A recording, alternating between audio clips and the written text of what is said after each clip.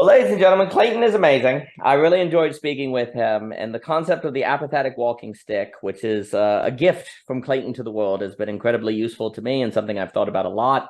And it's just been wonderful to have. It came up so much in a conversation with Guy, and that entire last conversation we have has been something I've been circling through as I'm doing Belonging Again too. I thought I was done with the book. It's funny how when you finish a book, then you add another 100 pages because of ideas. So I applaud you for that, and a lot of that we talked about. It was really invaluable, and I've loved seeing you at the net, and it's really kind, especially the time of day it is for you to be there is very kind, and I've really enjoyed speaking with you. So Clayton, if I were just to ask you, what have you been thinking about, and how have you been doing? How would you respond, my dear friend? It is good to see you as always.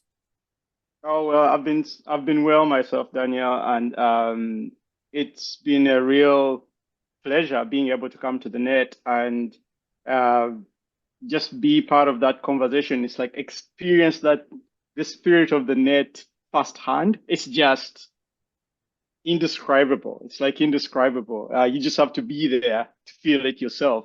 Um, yeah, like you always are.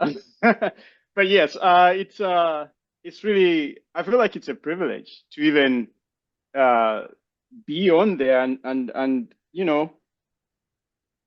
partake in the offering that is all the collective mind sharing that's happening. It's just amazing.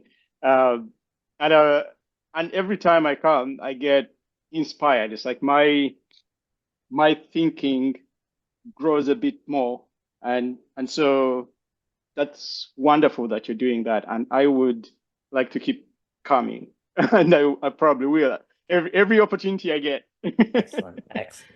Yeah. In terms of what I've been thinking about most recently, it's been language. Yeah. Language has been on my mind. And yeah, just the other day I was having a run and this sort of like idea sort of like played itself out to me. And it seems like, we think about language as, as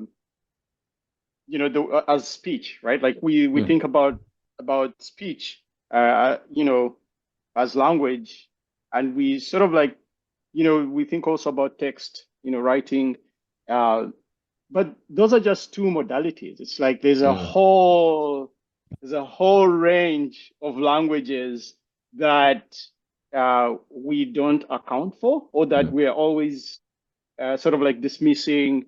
Um, but I think they're important. Like mm, we need now. We've gotten to a place where we need that nuance, where we need to expand our perspectives and sort of you know now start paying attention to those other languages. And this is what I was calling the experiential language. It's like mm, you it's it's so bizarre, but everyone has their own language of being. It's like there's a way, a specific, you know, instance of existence behaves in existence, and it's very particular, mm, and it doesn't matter. It's like it doesn't matter even if it's this piece of plastic that's been, you know, pressed out of a mold, but every one of them is going to be different in a way.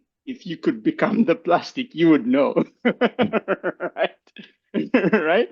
But like we get to experience that as humans, and we know those particularities, those differences, those nuances, and I think uh, why my attention is drawn to that is because we sort of not account for it. We sort of don't, um, or we try to limit it. We try to limit mm, that experiential language, and there is, and I think because of the rise of the common, and you would probably know about more about this, which I don't know much. I haven't read about the common, but the use of the common, like, and I'm referring to like common sense. But it seems like common sense is it's just not just it's a thing to aspire to. It's like in a community, we will try to aspire to a common sense, which is of course derived from a common language, which is derived from a common environment that we live in, which is it's like a common similarity across, and we're trying to extend that as far out as we can. However, at some point we push it too far because while the sense may be common, we cannot do it at the expense of ignoring the particularity of the uniqueness that embeds the common. It's like yes, there's a common pattern. However, there's all these nuances Mm. that make up the common pattern. So let's not and I think this is where tyrannies go wrong. Like they just kind of go like, yeah, it's just this one, and you all conform to it. And if you don't, you're whatever, you're wrong. You get into the extreme thinking. It's like the right, wrong, black, white. It's just that. But actually, there's a whole huge body in between, and the more we try to account for that, the closer and closer we get to the experience of it. I was recently having a chat following off our last conversation where we spoke about work, and a few of my friends watched that conversation, and a few days later, I sent them. I think it's probably been weeks. So I messaged them asking them the question about what is work for you, and what is your work, and a couple of them, this was completely unexpected, told me, I used to have an answer to that question, but since I watched your talk with Daniel, it's changed. Uh, I'll get back to you on that, right? And I understand. I completely understand that challenge. But with one of them, we were going back and forth. So they give me a description, and I try to use Guy's method of circling. It's like let's keep going deeper and deeper. And after about maybe 10 exchanges, because we're doing this on text, like on chat, um, she goes something like, "Are you trying to get inside my head?" And I was like, "No, I'm not trying to," but it made feel that way because I'm just trying. Well, I'll explain to you the mechanic or the mechanism I'm trying to use here. It's like I'm playing back to you what I'm hearing you say. Mm. Uh, and I think what you're noticing is that I am not telling you what you said, but I'm telling you what I heard. And the more I do that, the more you find that I'm not hearing you as accurately as you believed I was. Even if I'm getting close, but I'm not as accurate. And so you have the need to help me get closer, become more and more accurate so I can actually understand. I told her, look, if we keep doing this, like we keep going down this rabbit hole, we will get on the same page. Like we will get to a place where we both see each other, where we both understand your experience, and at that point, it will also probably be my experience of what you're describing to me. Um, so yeah, I feel like we have to do more of that. Mm. We have to unpack the relation to so we can, and I think relation has is just those languages coming together really. It's like, oh, okay, I need to speak to Daniel. Oh, what is how does Daniel understand things, right? Oh, I definitely cannot use a specific set of, there's a limit to the languages I can use, right? And that understanding that allows Daniel's language of experience to flourish more and sort of like lose that consciousness where we're trying, that self consciousness where we're trying to direct it, where we're trying to minimize it, and rather just let it flourish. So yeah, so that's sort of like in a nutshell, that's what's been on Excellent. my mind. I'll Well, give it back to you. Well, your mind is wonderful. So there's a bunch of things you said that are outstanding. First, thank you for your kind words on the net. That means a lot, and it's thrilling that you feel that way. So thank you, Clayton. I also really like the notion of common sense as an ideal. I think that's exactly right. Common sense is supposed to be more so a sense that is common, but common sense has become a simile for pragmatic or down to earth or kind of like, well, it's like a form of utilitarianism. This is really terrible because when we look at Hutchinson, I think it's Hutchinson who comes up with the notion of common sense, and then G. Moore is later talking about it. For him, it's the notion of the sense that makes possible a community. Like with what there is, you can't just have a community with anyone. You have to have a certain shared intelligibility. Now, a lot of common sense is generally based on facticity and materialism, like the pragmatist, but that's secondary. That's not because common sense is primarily an acknowledgement of materiality. It's because in a common life, a community, you tend to generally share materiality. So that becomes a basis for the common sense, but it is not reducible to materiality. And if you make that mistake, you end up in some problematic forms of positivism, empiricism, reductionism, right? Common sense is supposed to be the sense we have in common that holds us together, and yet it's not reducible to materialism. So it's rather mysterious, actually. It's fundamentally relational. It has a lot more to do with stuff like Viveki is talking about, with these kind of relations. Common sense means we are relating according to something invisible, and yet it's very concrete. That's the other thing. Like the sense that is common is in a way invisible. You don't see relations. You don't see sense. And yet it's not arbitrary or not there. It's incredibly concrete. It's it has very real causal impacts on the civilization. And you see, you can't separate, say, common sense from if the society is Christian or if it's Muslim or if it's Hindu, right? Like your interpretations of the afterlife, for example, have a causal, practical impact on what is considered the sense of the community, because it makes sense to go to church on Sunday. It makes sense to take the Eucharist. It makes sense to do X holidays, right? Like no one has to defend it, explain it, justify it. It makes sense in the sense it's the horizon according to which sense is possible. Without it, nothing makes sense. And this is the mistake. You can't have intellectual sense if you don't have a common sense that isn't just fragmenting everything, or it has to totalize everything, right? Like common sense is relational sense. It is the sense that relates. If you do not have common sense, then it must be an atomizing and individuating sense, or a power sense where you dominate everyone. So by not really understanding what common sense is, we get a lot of problems. Well, this is what's very interesting, because common sense is now very much tied to language.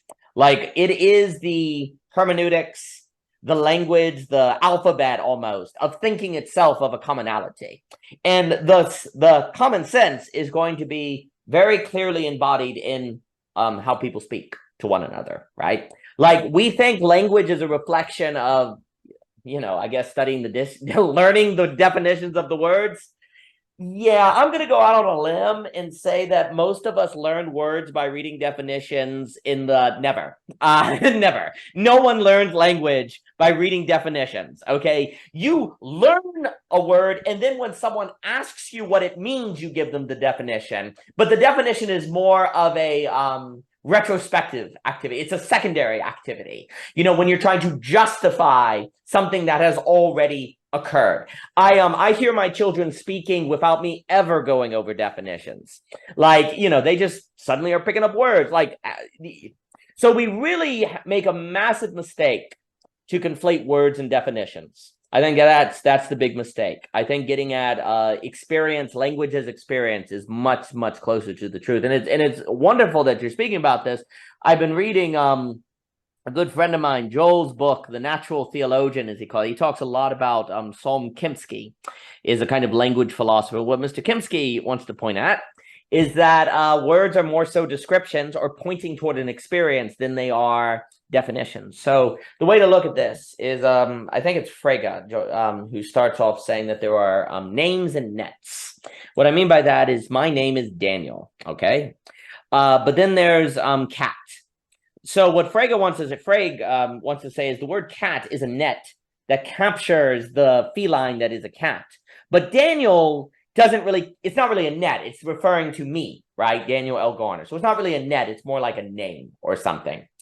And so some words are definitions and others are names is a way to look at it. Like what words capture what definitions and so on. Well, there's a long, endless history of the philosophy of language. What Mr. Kempsky comes along and he's like, no, man, they're all basically like names. They're all basically tags in a store. There are no words that are definitions. They're all pointing to experience. Because here's the key. Why can you say Daniel and it's meaningful? There's no definition to Daniel. And yet when you say Daniel, it's meaningful to me because we have a common what? Experience. We know what you're talking about because we have a common sense, a common experience, a common phenomenology that makes the word meaningful. You don't have to define Daniel. I know you're referring to a set of experiences. The trick is that's actually what you're doing with all words. You think the word cat is referring to the definition, but really it's pointing to the experience that you reference because of your memory when you hear the word cat. Derrida pointed this out with differams, right? Like if words are definitions, well, definitions consist of words. So isn't that like an eternal regress or something like that? So all words are way more like names.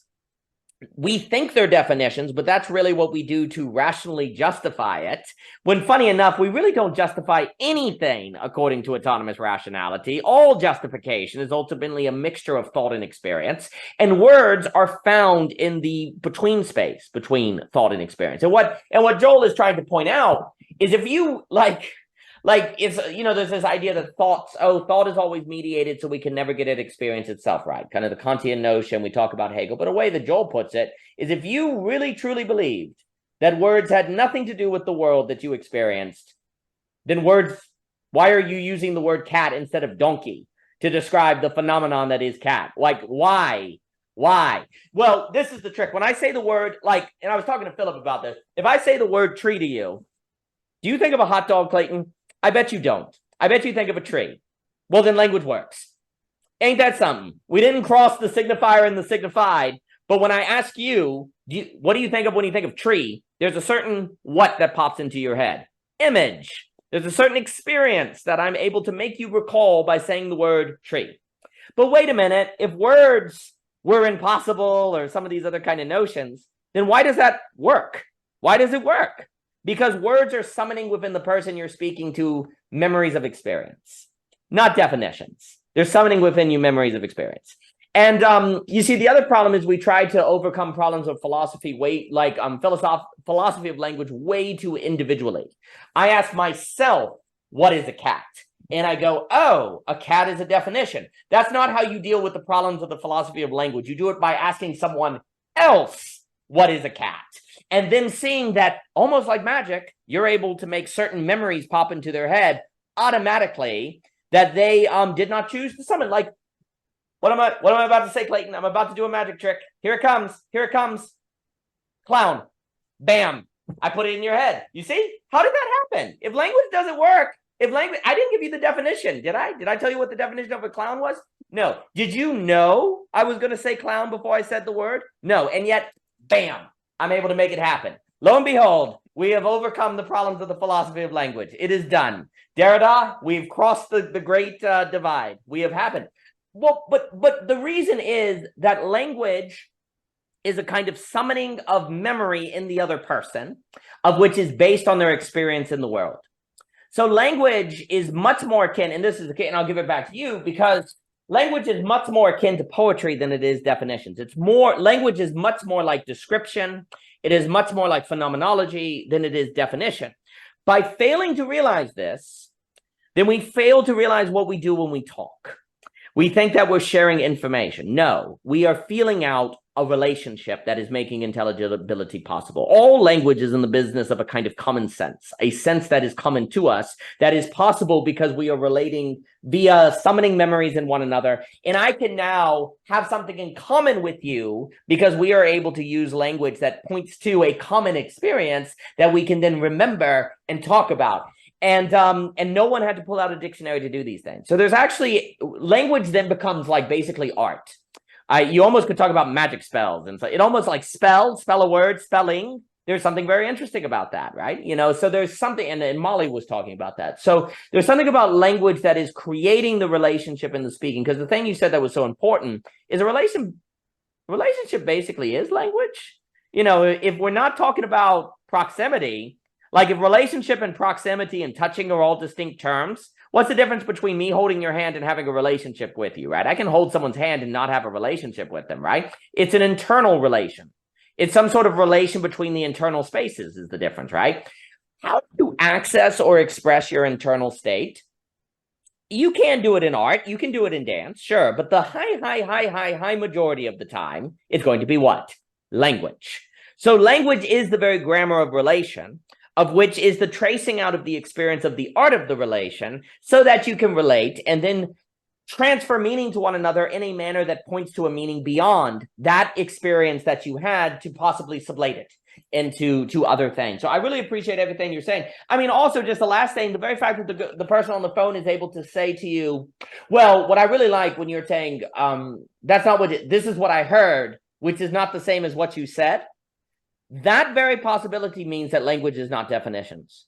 If it is possible to derive meaning from someone when they said something that they didn't actually say, but it's what you heard, well, that means language is not definitions. That means language is some sort of groping. It's more like the apathetic walking stick. Like language is a perpetual activity of the apathetic walking stick. Like misunderstanding would not be possible if language was definitions. Like you couldn't misunderstand. You couldn't have intelligibility and misunderstanding if words were definitions. So I think what you're getting at is exactly right. But let me give it back to you. Yeah, thanks, Daniel. Wow, there's a lot there. A lot of images came to me. I think the first one was, imagining you are privy to, God's moment of creation, right? Like, He is God, and what does God have? He has a word. Mm. It's like He probably had everything, but why is it the word that He could only use? And that always puzzles me. Like it always comes back because like without really language, without creating the conceptual space, um, where do you start? Yeah. And it seems like you have to start by naming. You that is it. It's like you give it a name, and then what is the phrase? The common phrase, name it to tame it. Yeah, name it to tame it. Yeah, so they'll say name it to tame it, and then it's true. Like if you name it, then now it becomes solidified. But I think you have to still remember that it's actually not solidified. It still remains a mystery, however much. It's like the name is a portal into a mystery. It's like a doorway to some mystery. That's what the name is, because when you assume it's just that solid name, then you're missing all the aliveness in what it's pointing to. And like you shared, there's like language is to point, and it is indeed like if you start to experience it as a pointing, then all of a sudden you realize how much has been left on the table. Now I'll give you a couple of examples of this. I used to have these arguments with my wife at some point, like trying to logically argue out things. It's like because I assume language is the definition. It's like, no, you said this, I'll hold you to that, and you didn't say this, and you say this, right? So, and then we'd sort of like have a conflict about it. And this puzzled me for the longest time. But then eventually, I decided to take a different tact. I started to try and expand my context because I came up with a premise that let's assume that this person that I'm married to and I'm in a lifetime relationship with wills the best for me, right? Like they love me, right? They care about me. So let me assume that they're not wrong, right? So I'll assume they're not wrong. And so therefore, if I do not understand what they have said, then I have to do the work of trying to understand, or even work with her to see what I can get to. And the first thing I noticed was like I had to sort of take a step back and observe more of the context. It's like, okay, so where did we have a conflict? Oh, it was in the kitchen. All right. What else was going on in the kitchen? Or maybe it was loud, right? And there's children running around, and there's a meal being prepared, and there's pots and pans banging. I was like, okay, so maybe there's loss of data in terms of like it gets convoluted when by the time I receive it, right? So I need to account for that. And I go, okay, what else? Oh, she used her hands were moving, and there were all these gestures, and she did this, she did that. Like, oh, so that all was part of the communication. So it's not just the words. It started to become really more and more complex. But um, I held on to it and I kept observing and really trying to take in as much data as I could. And then what I noticed was, oh, I could see the places where uh, things got conflated. It's like where she said this, but she meant that. And and from the whole speech, like she was always meaning something, and it was something good or something useful in the moment. I just happened to not interpret that. And so I became really fascinated with uh, interpreting the meaning. And and this was so cool because I think round about that time, our youngest daughter had been born as well. And so I started to observe her when I was, taking care of her. And it was so weird because now I could get what she was saying, even if it was just cries and gurgles and smiles. But I could discern the meaning. And and I've seen this like in a movie somewhere where you have this mom at a grocery store and she receives a phone call that her child is at home crying, and she goes like, put the baby on the phone, I want to hear what she's crying like. And she goes like, oh yeah, you need to change the nappy. And it's like, how do you tell that from the cry? It's like, oh, it actually is very, very possible. If you try it out, you will get to a point where you know the different cries and you can tell them apart. And it's like, oh no, that's an I'm hungry cry. That's I need a diaper change cry. And this is I'm so tired, I want to sleep cry. Uh, and they're all different. And it was so mind blowing. And and so it's kind of like you have to. It's like there is a language of meaning. It's like there is meaning being transmitted, and you have to learn to listen for the meaning. And the way you listen for meaning is not with your ears. It's like you kind of like have to learn to listen with your heart or something, or with your spirit in some way. Uh, and yeah, the other thing was like recently I was describing it to my son. He was having a fight with his sister, and she's just 4 years old. So 4 years old people don't really are not very articulate. So he was picking up on her because she had said one thing and it didn't seem like she changed it later. And he's going crazy about this, going like, but you said this, but you said that. And I was pulling him up and saying, hey, look, I know that's what she said. And she's changed it from a minute ago. But the thing that you need to realize is you have to listen for what she means, not what she's saying. It's like what she's saying is useful. But on top of that, try to listen for what she might mean, because you're trying to anticipate what she means. Like that's the important thing. If you can figure out what she means, then what she said doesn't really matter, because you will meet her where she's at, and you can be able to interact with her through what she means. Uh, because language is a difficult tool to use, and we all struggle with it. So and it's just really a tool we're trying to use to transmit meaning. And if someone could hear what we mean, then it's like language becomes irrelevant at some level. I don't think it will ever become irrelevant, but you don't need the crutch of language as much as you're leaning on it, right? And so I think I've heard about the Aboriginal doing, the Australian Aboriginal people having this, they call it uh, something to do with the dreaming.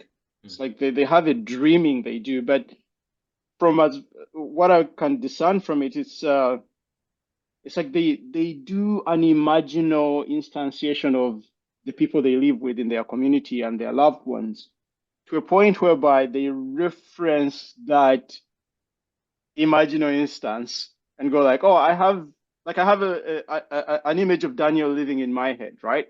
And if I want to do something that involves Daniel, I can ask this image and go like, what? Hey, Daniel, who lives inside my head, what would you say if I propose this to you? And the Daniel inside my head would tell me what Daniel would say. Because I've interacted with Daniel over a long time, it's going to be like almost 70 or 80% accurate. And I don't need 100% accuracy all the time, right? Like the 70 or 80% accuracy is sufficient most of the time. And so you find that it sort of like enhances the relationship to a point whereby you're doing that kind of dreaming kind of thing, that mind reading. Oh, well, what Olin Butler, that's where you dream from. Yeah, it's around there because like now you're doing it, but in a way that's according to the character of the person, because you respect that character and you're not trying to critique it and you're not saying they're wrong. You're just trying to understand and appreciate what they have on offer.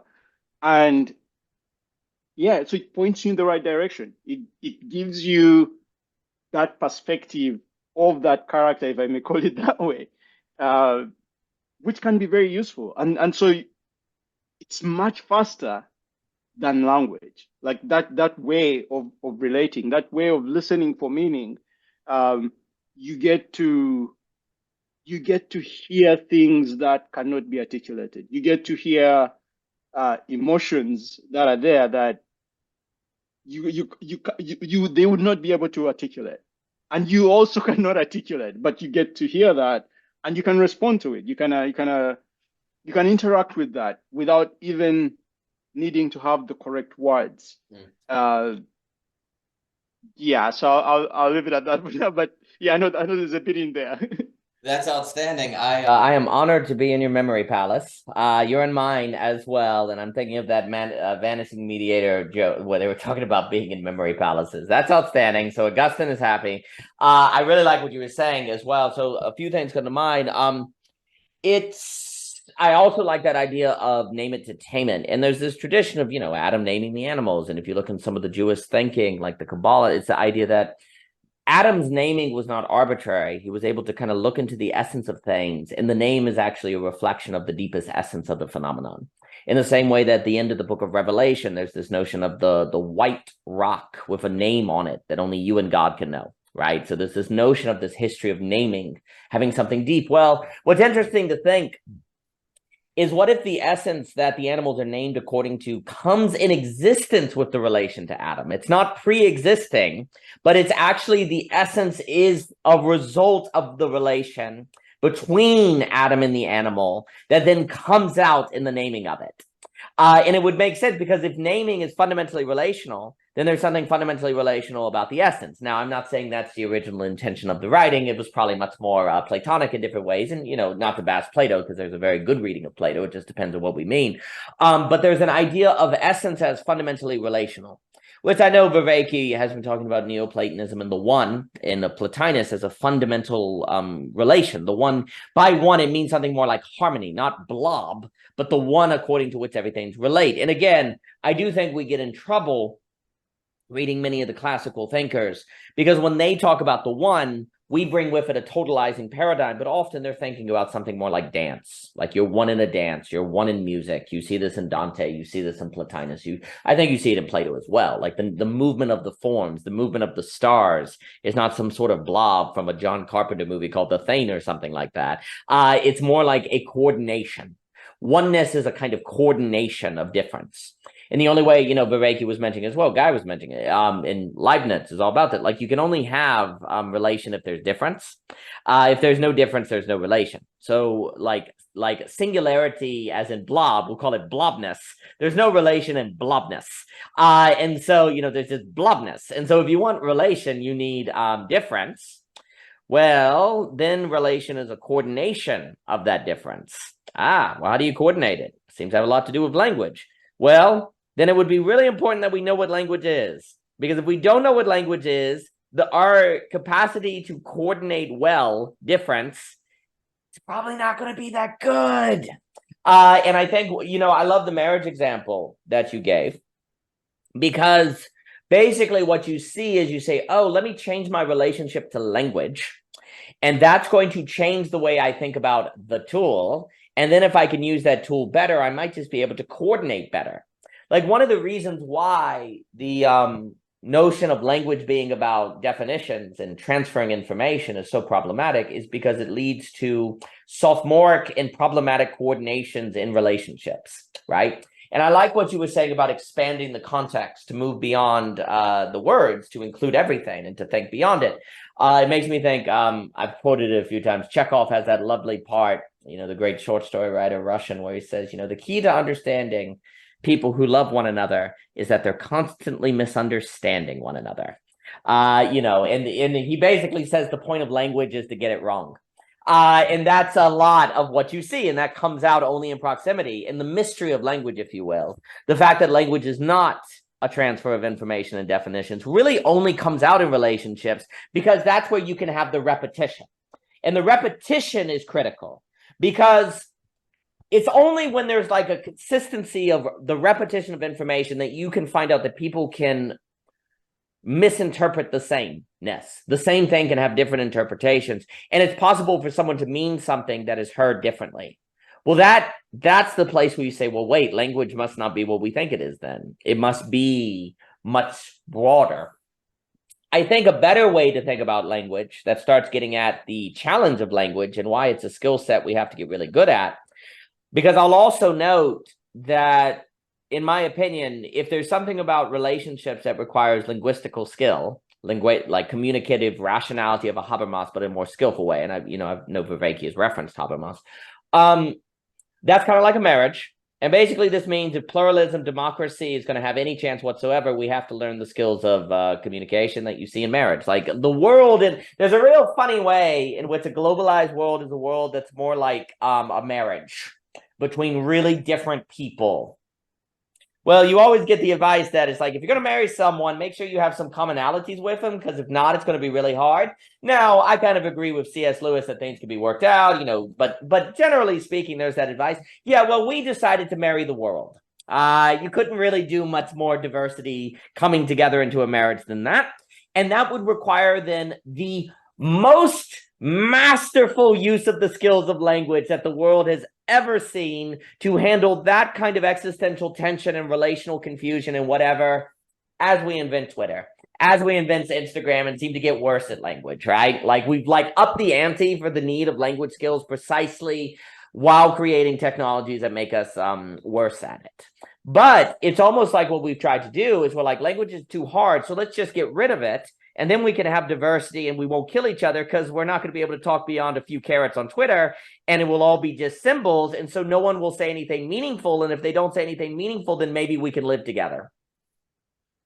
Yeah, that's called the meaning crisis, baby. I mean, another way to look at like capitalism is as a language. Like capitalism or capital is basically a kind of language, an information transferring system. If I say that boat over there is worth $100, well, you can be Asian, you can be American, you can be white, Christian, gay, it doesn't matter. We all can go, okay, that's worth $100. And so capitalism has a way of creating a common sense in terms of market forces that allow communication across diversity. Here's the problem, though. I have to treat that boat like it's reducible to the $100. I have to treat things like they're reducible to market forces in commerce. So I get and this is what Marx is talking about at the beginning of the Capital Chapter 1, where he's talking about how labor creates the possibility of a labor value, where I say this thing is valuable because people put X amount of labor into it, so we have a commonality by which to speak about. But then I start treating things as valuable because of capitalism and their exchange. Not an inherent value. They start having a value because of commerce. Well, that value made possible commonality and a common sense, but it did a flattening. It created a certain flattening. So we basically hit ourselves from the problem of language with great diversity through market forces and economics, and that worked all good and well until turned out that globalization destroyed culture difference and flattened everyone into a global political order that now Dugan over there is saying we need to escape back to the Euro-Asianism, and everyone is basically rebelling against. Okay, well, it was a nice shot. It worked for about 10 years in the 90s, I guess, arguably, depending on who you were and what part of the world you were in. So, you know, we pick our successes and ignore everything else. But the notion of a Fukuyama and all that is that you can create a common language through commerce. But it works by compressing particularity and difference into a single mathematical variable, very algebraic, the price, or its productivity, or its GDP.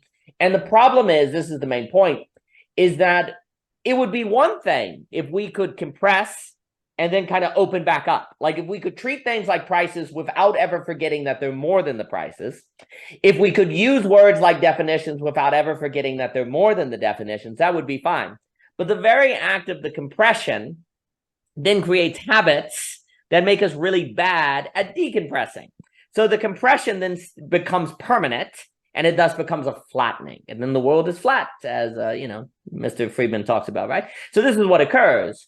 Like if we could use definitions for words and remembers that words are not definitions, well, then it could be a useful tool. Definitions could be a useful mechanism of compression to then decompress. The problem is it gives you a feeling of power to have the definition of a word. Therefore, you get out, you enjoy that power in the same way that commerce gives you a feeling of power, and you love that feeling of power. Well, yeah, as James K. Smith says, you are what you love because you create habits around your love, and then you lose the capacity to decompress the word into the fullness of the context, to decompress the price into the fullness of the phenomenon.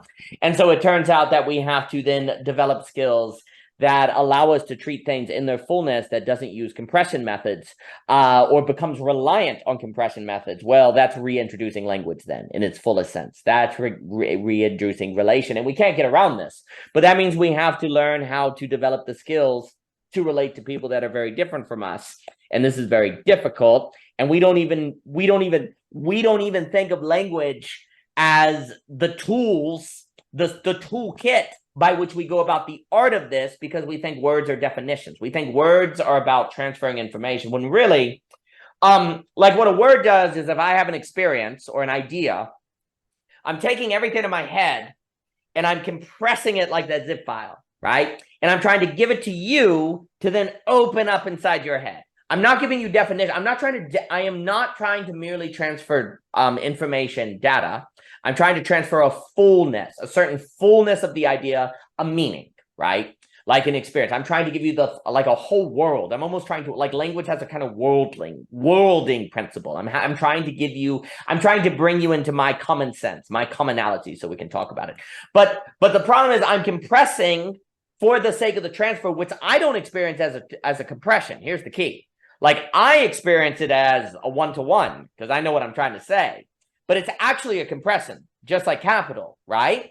And we've used language for most of history as a compression without thinking it's a compression to the definition, when really it's never been that. It's always been a trying to transfer a fullness of experience. So we have to think about how to do language that is not reliant on a compression method, because that then creates habits of compressing the mind to be unable to think of context. And that's when you get conflict in marriage. We have to start treating language between one another outside of habits of compression. There's always going to be some information loss, of course, but we have to fight against that. Well, now you're sounding like the poet. Now you're sounding like the writer, the artist. Because what is the artist trying to do? The artist is trying to, they know at the end of the day, no matter how hard they try, you're not going to get the full experience that they had. You're not going to get the fullness. But they don't accept that. They fight against that. And they use every tool in the toolbox they have to work beyond that. But notice what we just said, tools in the toolbox, right?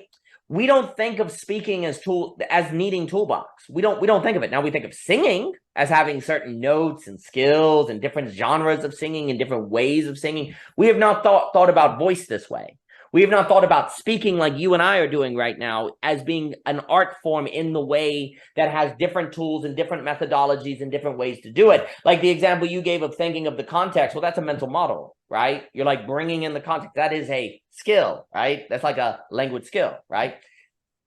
Unless this territory is explored, like pluralism doesn't have a chance. Like, because people are not going to be able to relate to one another without compressing one another into the logic of exchange, the logic of capital, maybe the logic of their impressions of one another, or just the Girardian, scapegoating, or maybe the us versus them, right?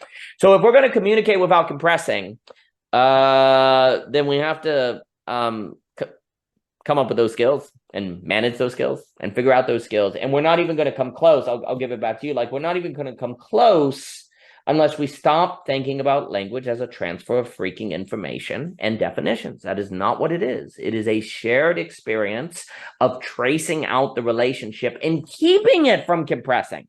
That's actually what you're trying to do when you speak to someone. You're trying, like, language has a natural compressing structure. There's something about the brain that likes to compress everything into simplicity. And when you're relating to something, you're fighting against this natural tendency of your brain. You're fighting against this tendency, not indulging it, but you're fighting it. The problem is we don't know how to fight it.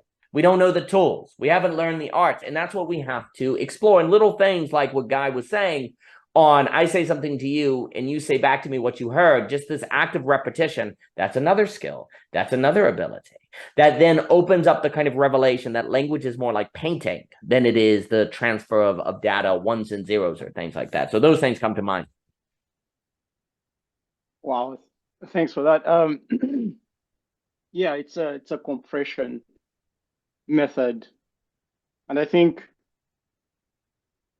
what we need to like really cultivate, like really learn to do better, is to decompress the compression. It's like, because once we're aware, it's like, oh, it's compressed. It's okay, all right, let's unpack that for a bit, right? And unfortunately, because the tech is advancing and everything is going faster and faster, it's like you're asking us to slow down, right? It's like, if we're gonna decompress, we're gonna have to slow down. It's like, I don't want to Yep. slow down. It's like, yeah, but if you don't slow down, then you're not gonna understand what it is, and then you'll lose grip, and yeah, you're gonna end up in a place you don't want to end up.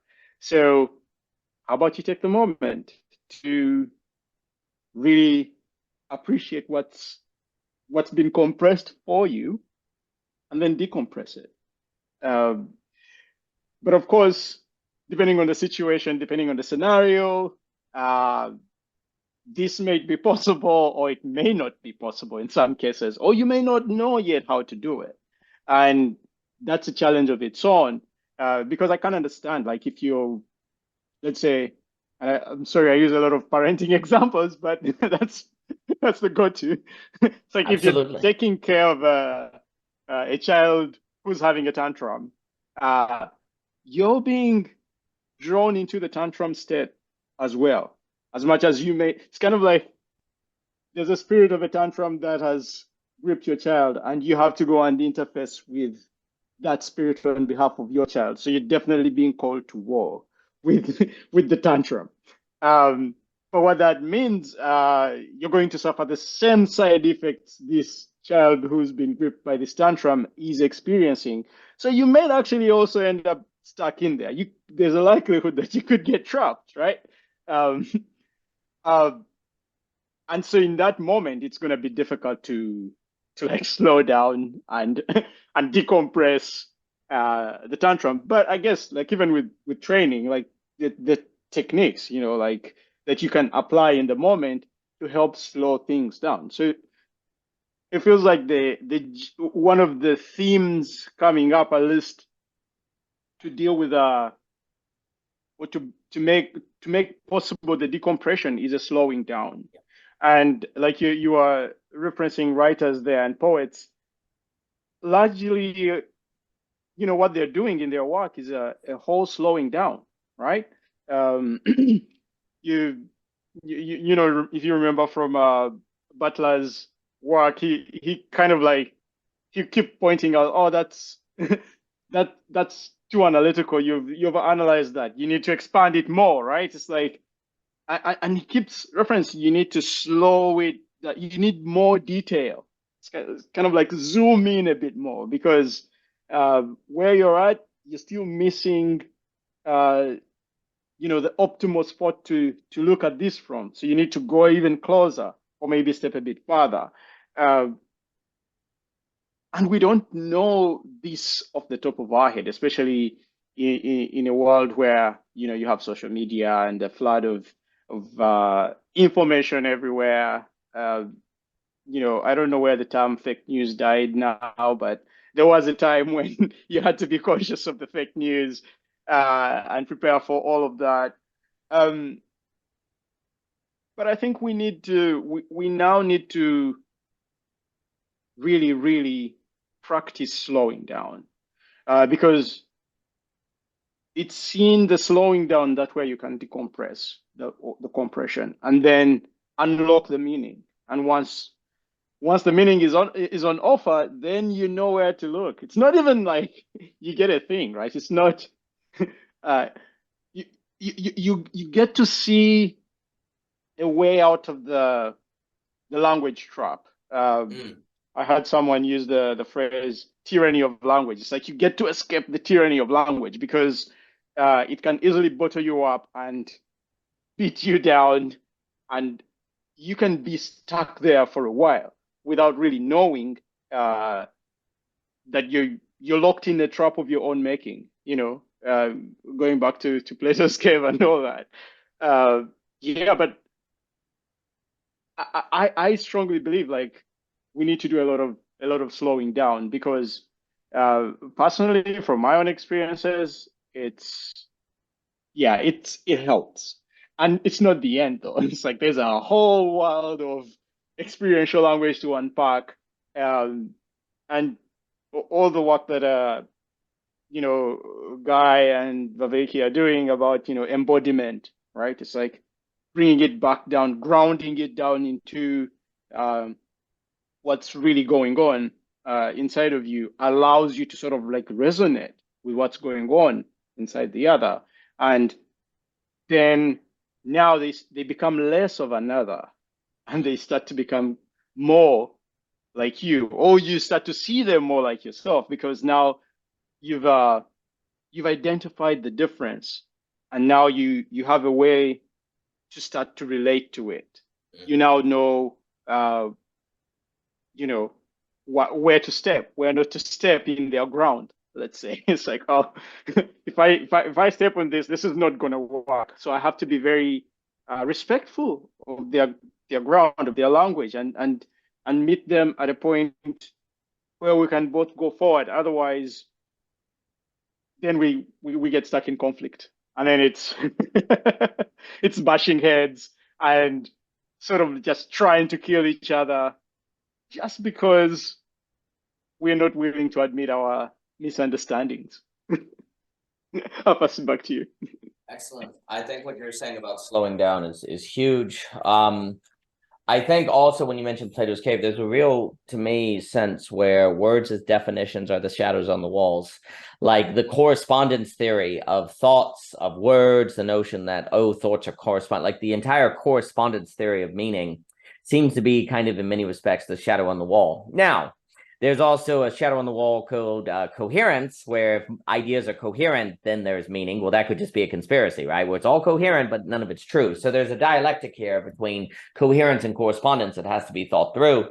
But when you put them together, it becomes art. Like, how do you, what does Van Gogh's Starry Night correspond with? Itself? Is it coherent? Yeah. It doesn't have a random like squirrel in the corner or something. It's a coherent logic that corresponds with itself, and in corresponding with itself, and it's the idea that Van Gogh had, which was then conditioned by his hand making the painting, drawing the painting, it then becomes a thing in the world. So it becomes concrete. And now you can have an idea of Van Gogh's painting that can participate in that thing that was brought into the world but did not correspond really with anything at the same time. So what you're seeing is categories in epistemology such as correspondence, coherence, all of these things I use all the time. I'm not saying they don't matter, but none of them get at really how meaning works. None of them really get at how meaning comes in the world. Meaning is very creative. It is an active creative act like we are doing right now. I am saying a sentence to you and creating meaning for you as I'm speaking to it. You are not asking, does it correspond with reality? You are not asking if it's coherent. You just know, dang it, it's meaningful to you. Like, this is the key. You don't have to verify in a dictionary what I'm saying to you for it to be meaningful. It is meaningful to you. And if it wasn't coherent, you would ask, what did you mean? We sense when something is not coherent.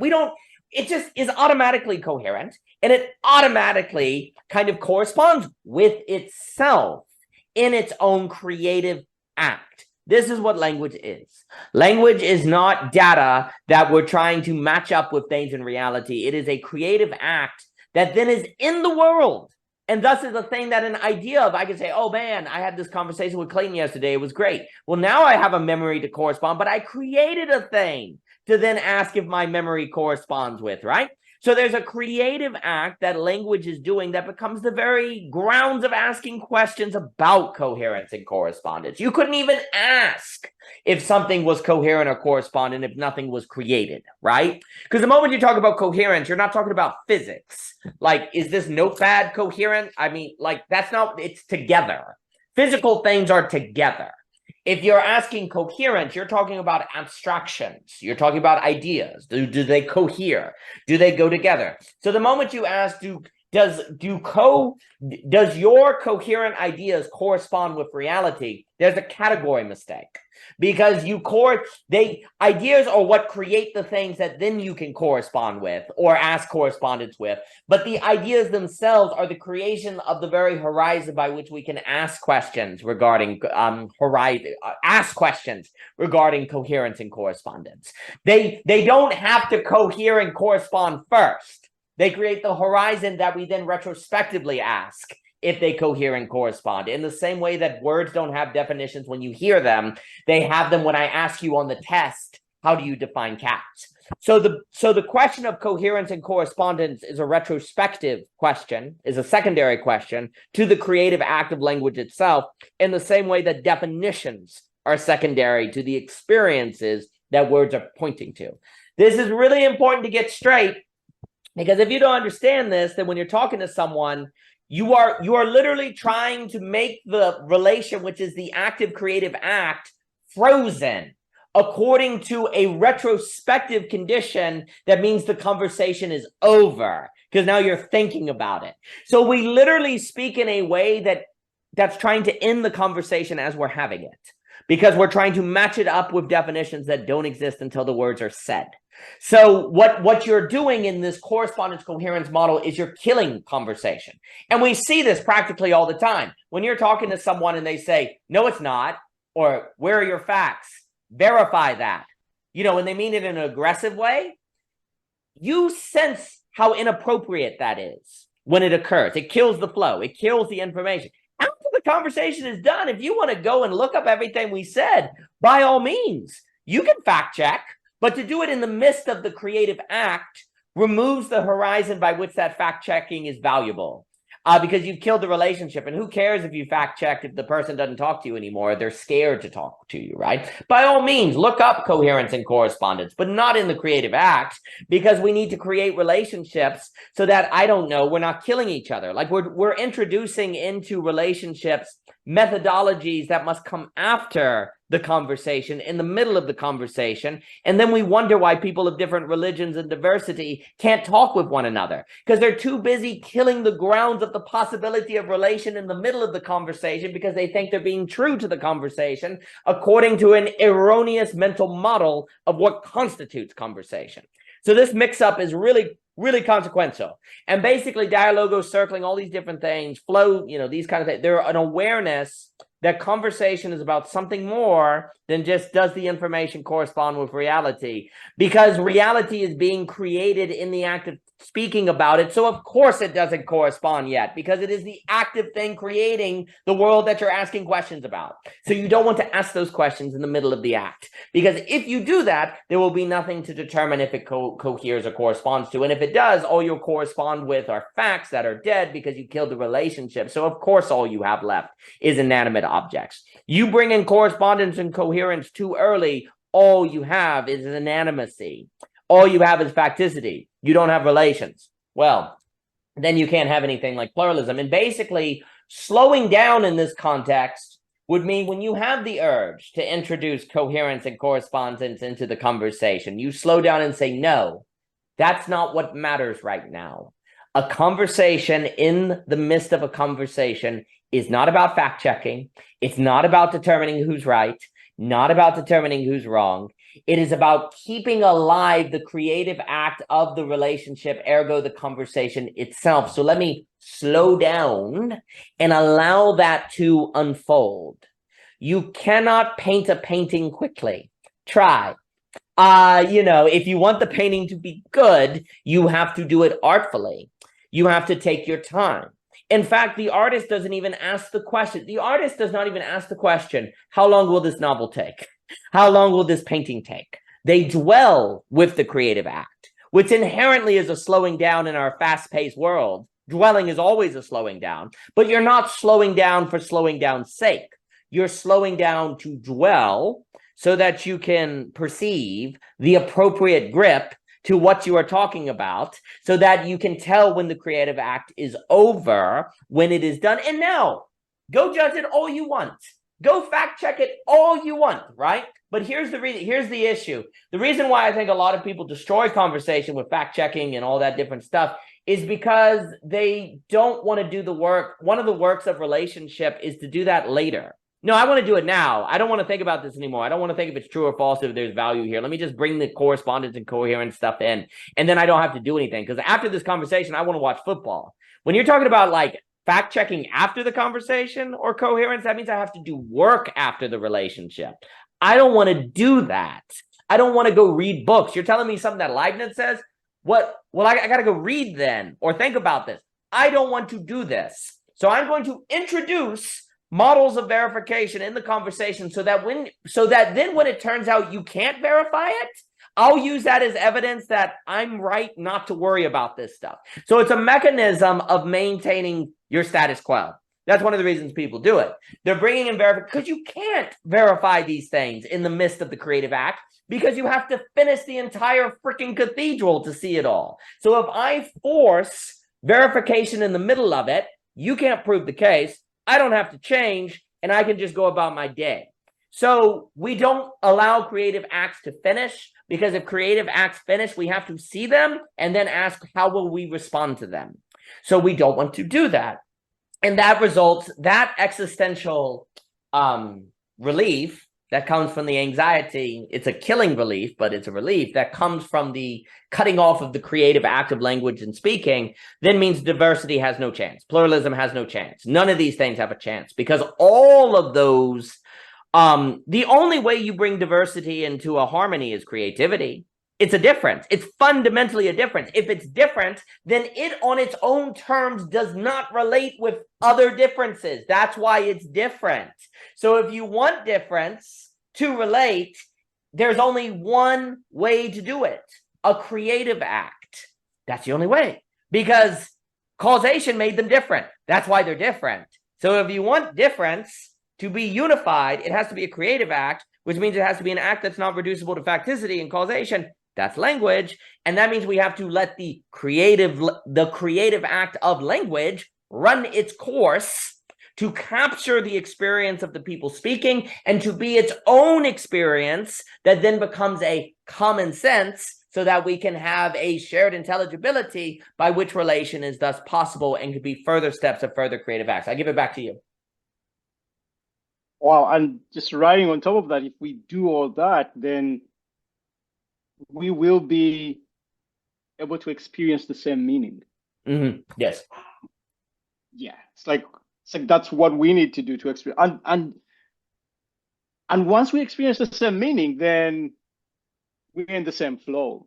Then the truth, it's like we now have common truth because it's like we don't need to talk about that, right? Like uh, it's like we're sort of like we arrive in a what you'd call maybe a universe or maybe a portal or whatever, a place where it's like we can both see each other at the same time and appreciate that. Like we appreciate the place and we appreciate each other for having helped each other get to that place. And we would not have known if we hadn't, you know, sacrificed or held back the appetite to sort of like to try and make it coherent immediately, right? Like we have to hold that back. It's like which is work, right? It's work. It's like and you'll see this a lot. Like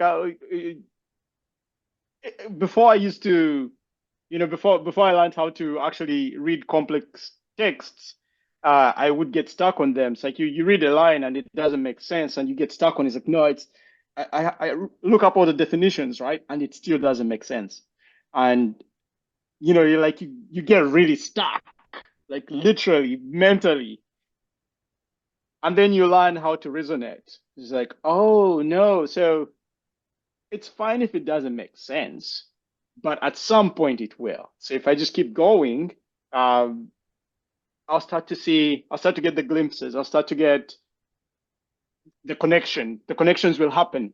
It's all in going through it. It will only make sense when you go through it. And at some point, you will understand what's going on, and it will be something you feel.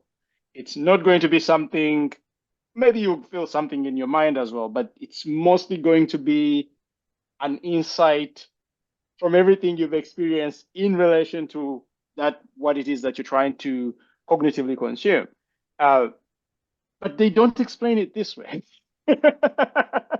No one's going to tell you that, right? No one's telling you that that's what's going to happen. They just no, read the book, and it's like it doesn't make sense. Well, you're not intelligent enough. It's like, oh, so how do I improve my intelligence or my intellect? Like I don't know. You're born with it. You're born that way, so it's never going to make sense to you. It's like, no, I don't think so, because I disagree with that. I think there's a way it makes sense, right?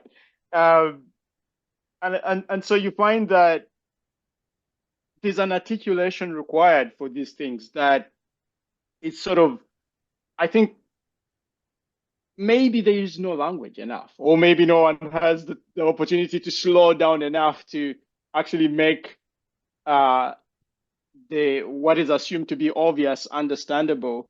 Uh, so there's a lot of those assumptions. But I think we make that same mistake even in our communication. We run on those assumptions that we haven't verified. But if we start to verify them, like expound on them a bit, like try to show how we know what we know, or maybe confirm to ourselves, like, oh, appreciate what we don't know, appreciate what we still lack, then we can be drawn to the meaning. We get closer and closer, and get out of the combative spirit, get into basically become creative, like participate in the creativity. And I'm sure Vivek would appreciate the participatory, right? Like we get into the participatory way of knowing, and then it becomes alive to us. Then we get the meaning. Then we can dance with it. Then it's not frozen. It's alive, right? We're swimming with it, and it's speaking to us. We're speaking to it, and we're not challenging it. We're just working together with this flow that is taking us to some place that we don't even know. But we're not worried about where we're going. We're just concerned about staying with it. And if we can do that with, those we interact with, then we can go much farther on this journey together. Yeah, and I think that's what we need to be doing. That's what we need to be figuring out how to do. Pass it back to you. Outstanding. It's kind of like the image that comes to mind, because everything you said was very well put. It's almost like you're in an ocean. It's completely flat. And you're on a surfboard. And as you swim on the surfboard, the act of paddling creates the wave that then you turn around and catch. And it's almost like that's what you're doing when you speak, right? Like if you get the flow, you're making this, there's nothing there, just flat. But the very act of flowing without stopping then creates the wave that you can catch. And it's like that's how reading is supposed to be. Because I think that was exactly right. That you must, to read complicated text, like what the writer is doing is creating the wave. There is no wave to catch yet. Like the ground, there will be a wave if you keep going, but you going creates then the thing to catch, right? And that's kind of like you're feeling the apathetic walking stick in the ocean, I suppose. Well, it's like you're feeling out, oh, this is making the wave. Oh, okay, this is the way, because it's almost like in the ocean, you can't just cut anyway. There are ways to paddle the board that make the wave, but then when you find it, by keep going, you can then turn and catch it. So it's like you sense this is the way, I'm going to keep following it. The motion creates the wave, and then I catch the wave. And that seems to be what you do in reading. That's what you do in conversation. And here's also very important.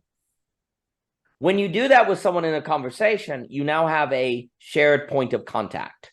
And, one of the great concerns, like one of the reasons the scientists are like, we got to follow positivism and empiricism is because if you have worldviews, Christians and Muslims, well, they'll never agree on the world unless we agree on facticity, right? Like this is a cup. Okay, you're Christian, I'm Muslim. We can agree on that, right?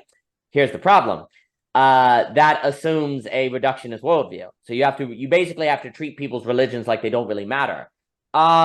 They do matter to those people very much so. And so they're not going to abandon their religions and politics and all talk about the cup, because the very act of talking about the cup independent of your metaphysics then says that the cup exists independent of your metaphysics. And that's what you are like, I don't agree with that. So it doesn't work. But the concern of many empiricists about the need for a shared point of contact to make democracy possible is very valid, because otherwise we seem stuck in what? All of our worldviews and our metaphysics, and how do we relate to one another? Well, the conversation creates a point of contact. Like the conversation itself as a creative act is the point of contact, because you are it's not a conversation can't be a point of contact though if it's the exchanging of data and information, because I have different data and different information, you have different data and information, therefore there's no possibility of conversation being a point of contact. But if we are together creating something that we can only do because we're together, then the experience of the conversation itself is the point of contact, not the information so much of the conversation. Yeah, the information is what makes possible the conversation. It is necessary, but it's not sufficient. And the conversation as creative act is not reducible to the data and information that is exchanged in it, right? So what you have is a phenomenological point of contact, not merely a positivistic or reductionist point of contact. And it is found in the creative act that we both have contact with, because we must have contact with it because we're making it. If it had nothing to do with what we are doing, if we had no contact with this creative act, it wouldn't exist. And so the fact that it exists then means we're contacting it and we're sharing it, because you understand what I'm saying. And even if you don't perfectly understand what I'm saying, even if you misunderstand if I'm saying something that you don't hear or whatever, doesn't matter. A contact is occurring for that very misunderstanding. And so we have a point of contact. Okay, then democracy is possible. Pluralistic democracy is possible. We're not doomed. Now, we have to get good at this point of contact. So it has to be a skill thing. Democracy is a skill, but it is possible. It is possible to move beyond like what Joel talks about, and I think a lot of people like, we can get out of this coherencism where everyone is in their own coherent map of the universe and they have nothing to do with one another and we're doomed. And basically, when I listen to Vervaeke talking about Neoplatonism, he's looking for what? A shared tradition that can kind of move us out of the problems of pluralism. What is Jordan Peterson talking about? How do we have an archetypical history of myth that can help us move from the problem of pluralism, right? And I know Paul Vanderbilt, and this is a huge issue. Well, I don't think there's any beliefs that can do it because that's a correspondence matter, but there is creative acts that can do it, of which include beliefs, but are not reducible to beliefs. And also the ideas you have that you never had until the conversation are also points of contact, because you can't say they're from the past. They're created here, and they're created here because we must be contacting, because otherwise this would not be occurring. So these things probably are real in the terms of in terms of created and being here. And if they're real, they can be the grounds of community and it not be taste, mere preference. The creative act itself becomes authoritative in that it cannot be reducible to any mere taste or preference. Now, it could have a concrete authority you disagree with. You can later go and look up the facts and say, well, actually, that's wrong. But it has the grounds of being a concrete authority, of being something that can unify people beyond, like when I mean by concrete authority, I mean it can move you beyond your preference, move you beyond your taste, move you on beyond your perception. Maybe it doesn't, because afterwards you think about it and disagree, but there's at least the possibility of it because it's a shared point of contact. And so again, and then I'll give it back to you, what the shared point of contact seems to be is the ability to create a wave together. And then that act then creates the wave. That is the shared point of contact. The conversation creates a wave that then we catch together, and we're catching it together, and it only exists because we're together, and we're on the same wave now. We are contacting the same reality. It's like the scientists are like, you and me can look at this pen and both agree it's a pen because we have a shared reality. Therefore, we can overcome the problems of pluralism. That was the idea. The problem is, if you remove worldviews, religions, and metaphysics and move toward a scientific enlightenment, you get AI. That, it has the Nick Land singularity problems and all that, right? All of this stuff. I know that we talked about that before. But what if the shared point of contact is not something like a pen, but the creative act of a wave that comes out in conversation? It has the same sharedness that we can talk about, but it's not just reducible to facticity. We now have a non-reductionist shared point of contact. Well, now we can have a pluralism that is actually diverse, a democracy that is non-reductionist. This is what I give it back to you. Great, and I see we're coming up on time, so I will keep it brief. Yes, one thing I wanted to touch on there was the scientists, and I think it's like the scientific practice as well is sort of doing the same thing. Actually, what I realized, or one insight I got on that is the scientists are mining for language. And so what do? They create mini experiences in a controlled environment and try to observe the commonality and then capture, or define, give a name to whatever phenomenon has emerged, and then name it, and then go like, oh, so we can prove that now this is a thing. And that's basically, you'd say, in a summarized way, the practice of science. But guess what? It is a practice. It's like they collectively combine their efforts to create this new, point of contact that we sort of like all now get to share together. And so in a way, they're doing the same things, just like when we look at the products, sometimes, because of maybe how mesmerizing they could be or the physicality, we kind of get so struck by them that we actually forget that, oh, wait, they may look that awesome, but they're still mystical. And it's just because they've been created, that does not remove their mystery.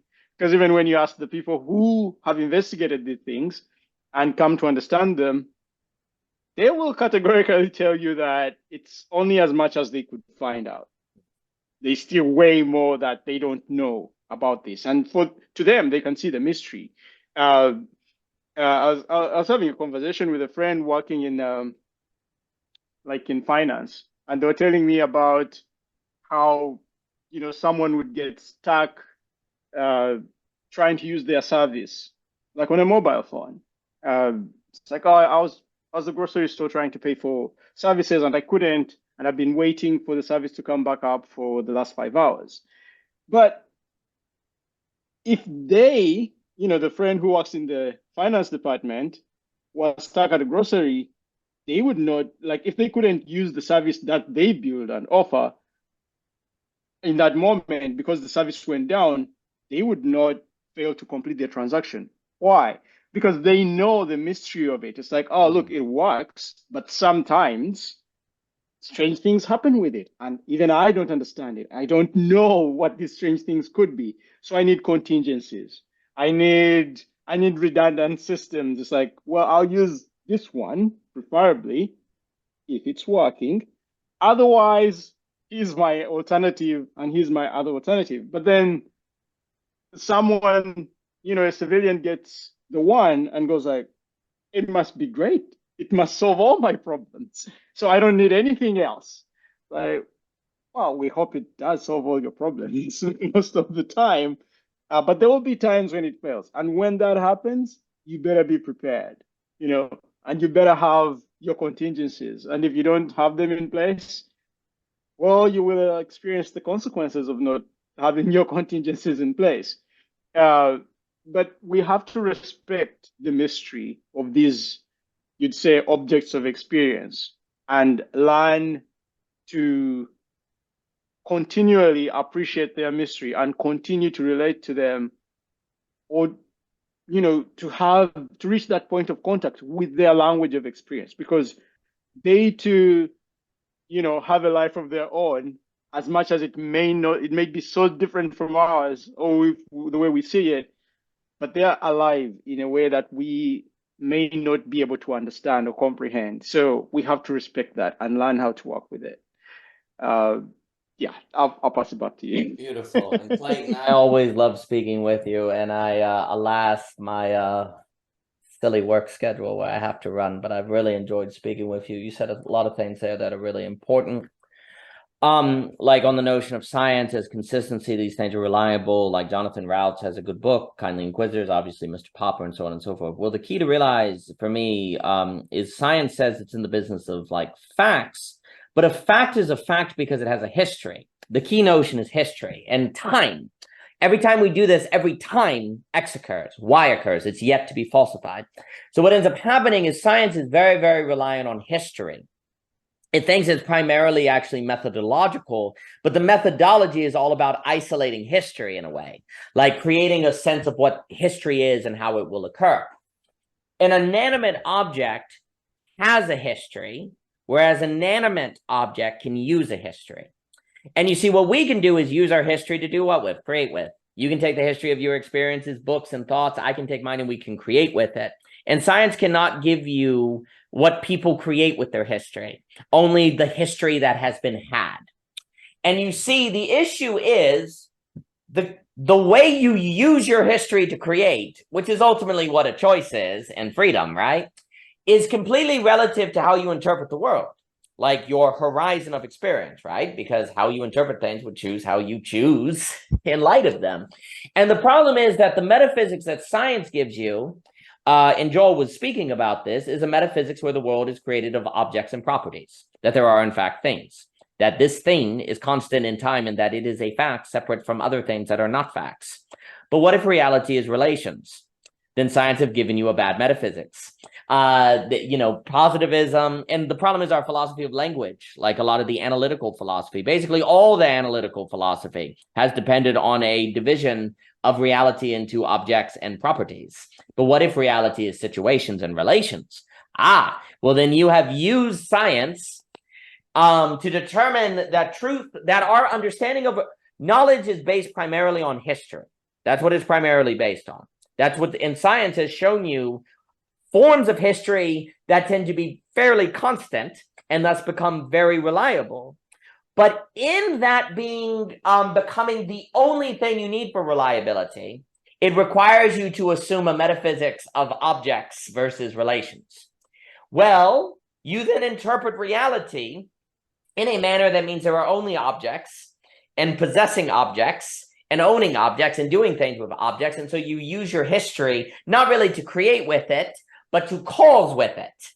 You cause objects to move, you cause things to move around, but you don't really use history to create with it, because creation is creation, as distinct from causation, seems to be fundamentally relational. Because two things can cause one another without relating to one another. They just hit one another, right? Like a billiard ball hits one another. You need proximity and force for causation, but creativity seems to be a metaphysical relation between things that are not reducible to facticity, that are aligned with a human interiority, that because of the relation are able to give rise to things that they otherwise could not. And so science, by not realizing it is an account of history, and mostly of things that have a history, not that can use a history, removes from us the thinking of the possibility to use history to create, which is what you do in a conversation. You are using history to create. And a history then is not merely data, because the other thing we do is we treat history like information and data in the same way we use words like definition. History is the material that you create out of. It is not data. It is memory. This is very Bergsonian, creative evolution, memory, and different things like that. Because we have a history, we can create. Because we have a history, we can surf and create a wave that we can catch. The point of the human being is not merely to have history, but to use history in the sense of creating with history. But that is only possible in a metaphysics of relation. And you said it like the verification, you're cutting off the conversation, the compression. Well, all of that is a language of things. If I can cut off from you, that means I'm separate from you, right? Like the whole cutting off, we use language to cut off, to break words down into definition. All of our thinking is about cutting off and cutting off and cutting off and cutting off. Well, if reality, though, is relational, that means we're using thoughts and conversations to become less real, to move away from reality. And that's the meaning crisis, right? The meaning crisis is a lack of reality. Because if reality is fundamentally meaningful, then to have a meaning crisis means that you have less reality. And so we have not been speaking in a manner, we have not been using conversation in a manner that creates more reality, because we have not been using it as a language of experience. And as a result, we have not been able to experience the fullness of human beings that can come out in relationship that cannot be known elsewhere. Clayton, it's always a pleasure to speak with you, sir. I've always enjoyed it. Thank you for your time, sir. Thank you, Clayton. You too. Thanks, Danielle. And It's I'll a catch you delight. the next one. Yes, sir. I look forward to it. I always look forward to it. Thank you, Clayton. Really a treat. All the best to you.